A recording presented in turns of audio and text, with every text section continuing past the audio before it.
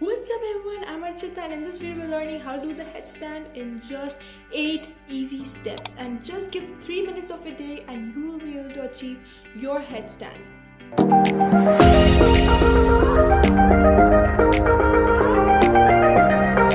By learning the headstand, you will be able to do many other postures like your handstand and your tripod headstand and many other postures which you have interest in.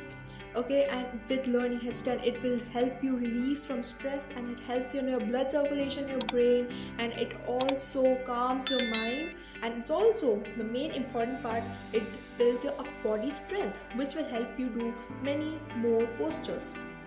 Before we start the tutorial, I would like to share some tips for maintaining good balance while doing your headstand.